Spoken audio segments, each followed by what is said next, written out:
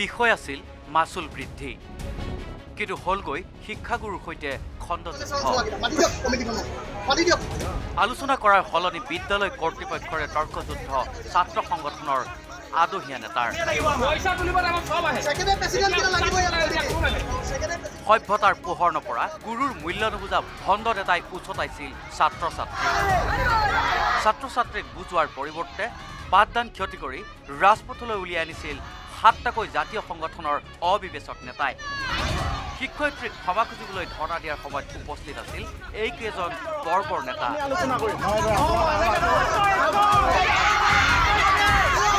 কেইটামান পিলিঙা লৰালৈ প্ৰতিবাদৰ নামত এইকেইজন ছাত্ৰ নামধাৰী সংগঠনৰ আদহীয়া নেতাই শিক্ষকৰ সৈতে কৰিছিল তৰ্কযুদ্ধ শিক্ষকৰ প্ৰতি কৰা ব্যৱহাৰ চাওক এওঁলোকৰ বগা চাৰ্ট ক'লা পেণ্ট পিন্ধা ছাত্ৰ সংগঠনৰ একাংশ নেতাৰ স্বৰূপ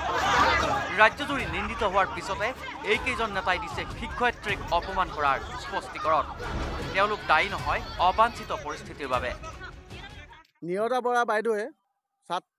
ছাত্ৰ সংগঠনৰ নেতৃবৃন্দ আৰু ছাত্ৰ একতা সভাৰ যি আন্দোলন কৰি আছিলে আন্দোলনকাৰীসকলক ননচেন্স ষ্টপ ইট বুলি গালি পাৰি কটু মন্তব্য আমাক কৰিছিলে এই কটু মন্তব্য কৰাৰ বাবে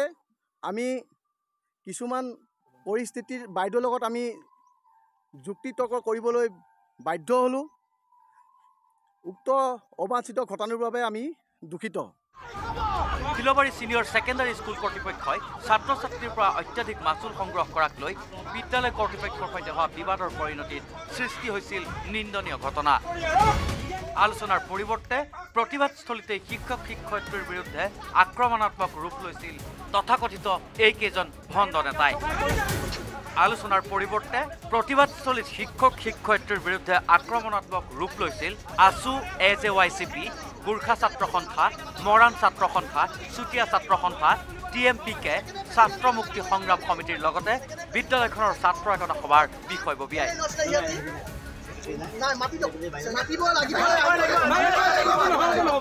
এতিয়াও ক্ষমা খোজা নাই সংগঠনকেইটাৰ অভদ্ৰ সদস্য কেইজনে সংবাদমেল আয়োজন কৰি কেৱল দুখ প্ৰকাশে কৰে তেওঁলোকে এতিয়াও আত্মসূচনা হোৱা নাই এইকেইজন তথাকথিত অভদ্ৰ নেতাৰ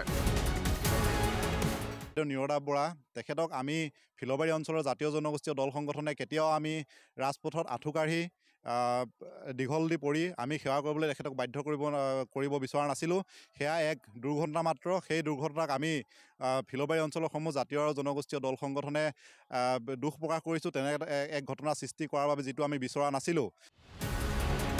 অনাকাংক্ষিত পৰিস্থিতিত নিজৰে ছাত্ৰ ছাত্ৰীৰ ওচৰত আঁঠু ল'বলগীয়া হ'ল শিক্ষাগুৰুৱে কোন দিশে ছাত্ৰ সমাজ দল সংগঠনৰ তথাকথিত নেতা মই ক'ব খুজিছোঁ মই ভুক্তভোগী আৰু ছাত্ৰসকলে মোকেই কৰিছে এই কামটো কৰিবলৈ দেখিছে সকলোৱে ভিডিঅ' ক্লিপবিলাকত গতিকে এই ভিডিঅ' ক্লিপবিলাকত স্পষ্টকৈ ওলাই কৈছে মোক মানসিকভাৱে এটা অত্যাচাৰ চলিছে মোৰ ওপৰত আৰু মোক মাপ খুজিবলৈ বাধ্য কৰাইছে আৰু ভালকৈ কৰিবলৈ কোৱাৰ কাৰণে মই অষ্টাংগ পৰিপাত কৰি তেওঁলোকৰ ওচৰত ভগৱানৰ ওচৰত কৰিছোঁ বুলি তেওঁলোকৰ ওচৰত মই পৰিপাত কৰাতহে পথটো তেওঁলোকে খুলি দিছে নিউজ 18ত এই বাতৰি সবিস্তাৰে সম্প্ৰচাৰ হোৱাৰ পিছতেই ঘোষণা কৰা হৈছে তদন্তৰ শিক্ষয়িত্ৰীক অপমান কৰা সমগ্ৰ ঘটনাৰ হ'ব দণ্ডাধীশ পৰ্যায়ৰ তদন্ত সমান্তৰালভাৱে ছাত্ৰ সংগঠনসমূহে অনা মাচুল বৃদ্ধিৰো তদন্ত ঘোষণা কৰা হৈছে আনহাতে নিজকে ধোৱা তুলসীৰ পাত সজাই সংবাদমেল দিয়া বহুকেইটা সংগঠনৰ আদহীয়া নেতাই আত্মগোপন কৰাৰ খবৰ পোৱা গৈছে ইফালে অভদ্ৰামীৰ সীমা চেৰাই যোৱা সংগঠনকেইটাৰ আদহীয়া নেতাকেইজনৰ বিৰুদ্ধে কেন্দ্ৰীয় সমিতিয়েও নীৰৱে থাকি সমগ্ৰ ঘটনাক উদগনি দিয়াহে পৰিলক্ষিত হৈছে ৰাইজৰ দাবী বিদ্যালয় কৰ্তৃপক্ষৰ বিৰুদ্ধে অনা অভিযোগৰো উচিত তদন্ত হওক হস্তক্ষেপ কৰক স্থানীয় প্ৰশাসন তথা চৰকাৰে